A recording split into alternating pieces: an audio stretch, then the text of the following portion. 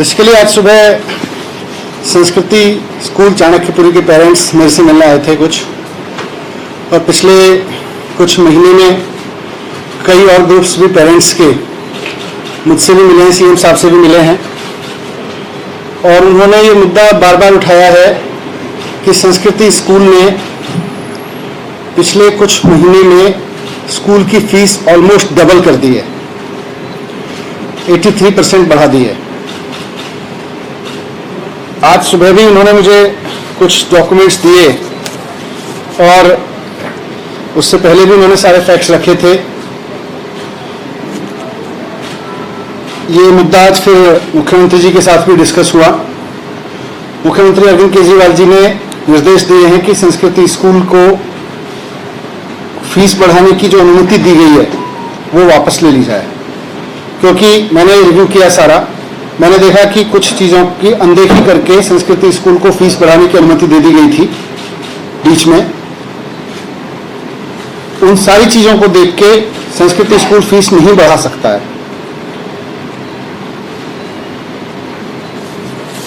इसलिए आज मैंने भी ऑर्डर कर दिए हैं कि अब संस्कृति स्कूल को जो फीस बढ़ाने की अनुमति दी गई थी उसको वापस ले लिया जाए, और इसका ऑर्डर जारी किया जा रहा है। पेरेंट्स ने जो तथ्य दिए वो महत्वपूर्ण है।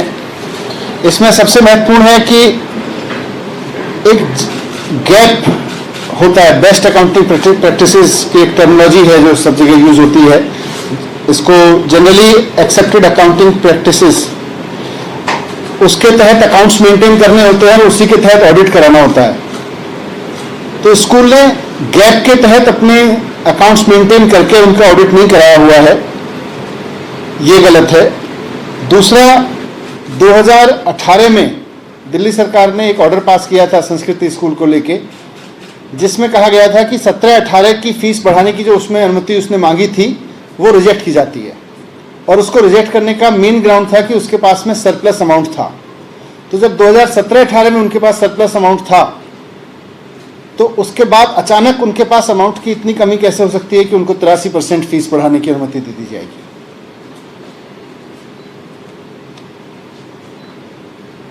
17-18 का अकाउंट का उनका जो फीस का प्रपोजल था फीस बढ़ाने का, उसको रिजेक्ट करते हुए दिल्ली सरकार ने उनको कई निर्देश दिए थे अकाउंट्स मेंटेनेंस के, पेमेंट्स के।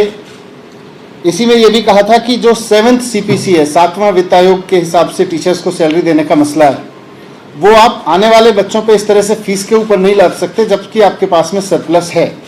तो आप सरप्लस का इस्तेमाल करके 7th पे कमीशन दें टीचर्स को, टीचर्स का 7th पे कमीशन नहीं रोक सकते हैं और उसको फीस बढ़ाने से लिंक नहीं कर सकते। ये बात कोर्ट के ऑर्डर्स में भी कई बार आ चुकी है। तो उनको कहा गया था कि बचे हुए सरप्लस का इस्तेमाल करके 7th पे कमीशन दें, स्कूल ने उसको फॉलो नहीं किया। एक और इम्पॉर्टेंट है कि जब स्कूल कोई रिकॉग्निशन की परमिशन मांगता है कभी भी, तो उसको 3 महीने की टीचर्स की सैलरी रिजर्व में दिखानी होती है कि हमारे पास में कुछ भी परिस्थिति हो लेकिन 3 महीने की सैलरी हमारे पास में रिजर्व में है। सरप्राइजिंगली अब स्कूल दावा कर रहा था कि ये जो रिजर्व है इसको भी स्कूल फीस के रूप में चार्ज करने की अनुमति दे दी जाए, जबकि जब स्कूल रजिस्टर्ड हुआ था या रिकॉग्नाइज हुआ था उस वक्त से वो पैसा तो उनके अकाउंट में रिजर्व के रूप में रखा होना चाहिए। उसको बच्चों से चार्ज करने की अनुमति फीस के रूप में अभी कैसे दे सकते हैं, पेरेंट्स से चार्ज करने की अनुमति कैसे दे सकते हैं। अनिल देव सिंह कमेटी जो बनी थी उसके तहत आपको याद होगा कि दिल्ली सरकार ने आदेश देके बहुत सारे स्कूलों से 2009, 10, 11, 12 में जो फीस एक्स्ट्रा ली गई थी वो लौटवाई थी। अब स्कूल चाहता है कि 2009, 10, 11, 12 में जो उसने एक्सेस फीस ले ली थी, जिसको सरकार ने आदेश जारी करके वापस कराया था, उसको भी खर्चों में दिखाया जाए और अब बच्चों से फीस के रूप में चार्ज करने की अनुमति दे दी जाए। तो ये कैसे हो सकता है? जो फीस आपने 5-6 साल पहले ज्यादा ली थी उसको वापस करने के आदेश दिए गए, अब जब आपने वो वापस दी तो उसको आप अगले बच्चों के फीस में जोड़ के खर्चे में नहीं दिखा सकते। इसी तरह से अकाउंटिंग प्रैक्टिसेस में सुप्रीम कोर्ट के ऑर्डर्स हैं कि हर एक स्कूल जो डेवलपमेंट फंड चार्ज करेगा वो DRF के नाम से, DFR के नाम से अलग अकाउंट में जमा कराएगा।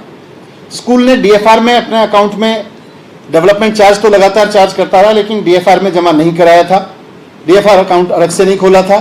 सरकार ने जब 2017-18 में उनका ऑडिट किया तो उनको आदेश दिए कि आपको डीएफआर में आपको ये पैसा जमा कराना पड़ेगा, तभी इसको फीस के रूप में कंसीडर किया जाएगा। उसके बाद से उन्होंने खोला, लेकिन उनकी डिमांड थी कि जो हमने पहले डेवलपमेंट के नाम पे पैसा इकट्ठा किया उसको सरप्लस ना माना जाए, उसको डीएफआर में मान लिया जाए। तो वो तो ऐसे सुप्रीम कोर्ट के ऑर्डर के बाद नहीं माना जा सकता। इसी तरह से और भी कई कमियां हैं इनके पास, जिसकी वजह से इनको फीस बढ़ाने की अनुमति नहीं दी जा सकती है। सबसे इंपॉर्टेंट चीज़ यह है कि पेंडेमिक के दौरान दिल्ली सरकार ने आदेश दिए हुए हैं कि कोई भी स्कूल फीस नहीं बढ़ाएगा और ट्यूशन फीस के अलावा कोई फीस चार्ज नहीं करेगा। उसके बावजूद स्कूल ने फीस बढ़ा दी है। Irrespective of what ever there situation is, कोई भी स्कूल अभी फीस नहीं बढ़ा सकता और ट्यूशन फीस के अलावा कोई फीस चार्ज नहीं कर सकता। उसके बावजूद स्कूल फीस चार्ज कर रहा है, जिसकी वजह से पेरेंट्स परेशान हैं। तो इन सारे तथ्यों को ध्यान में रखते हुए आज मुख्यमंत्री जी ने स्पष्ट कर दिया है कि हम फीस बढ़ाने की अनुमति नहीं दे सकते हैं संस्कृति स्कूल को, और जो परमिशन दी गई थी हम उसको भी वापस ले रहे हैं। और सभी पेरेंट्स को मैं कहना चाहता हूं, मुझे ये पेरेंट्स ने बताया कि स्कूल बहुत बड़े बड़े लोगों से, सेंट्रल गवर्नमेंट से दबाव डलवाता है फीस बढ़ाने के लिए। कितना ही दबाव डाल लें, लेकिन दिल्ली सरकार, मुख्यमंत्री अरविंद केजरीवाल पेरेंट्स के साथ में खड़े हुए हैं, किसी के भी दबाव में नहीं आएंगे और गलत तरीके से किसी भी स्कूल को फीस बढ़ाने की अनुमति नहीं देंगे।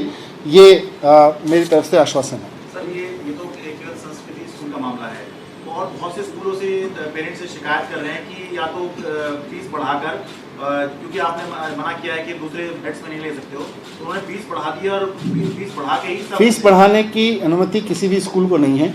जो भी, और ख़ासतौर से आप पेंडेमिक के वैसे भी सरकार ने बहुत सेलेक्टेड अकाउंट्स चेक किए थे पिछले 4-5 साल में, 3 साल में, और जिन जिन के अकाउंट्स में देखा गया कि उनके पास पैसा नहीं है उन्हीं को दी जा सकती थी अनुमति भी, पर पेंडेमिक के दौरान तो किसी को भी फीस बढ़ाने की अनुमति नहीं है। इसलिए ये जो भी कर रहा है गलत कर रहा है। ऐसे कई मामले मेरे सामने आए हैं, उनके खिलाफ में एक्शन लिया जा रहा है। ऐसा जो भी मामला, इसीलिए मैंने आज एक स्पेसिफिक बोला है, लेकिन जो भी मामला सामने आएगा सरकार उसके खिलाफ एक्शन लेगी। ये अनुमति कब दी गई थी इनको ये बढ़ाने की? इनको बीच बीच में दी गई थी, दिसंबर में दी गई थी और फिर मार्च में दी गई थी। NCR करंट न्यूज को सब्सक्राइब करें और नोटिफिकेशन सबसे पहले पाने के लिए दबाएं बेल आइकॉन।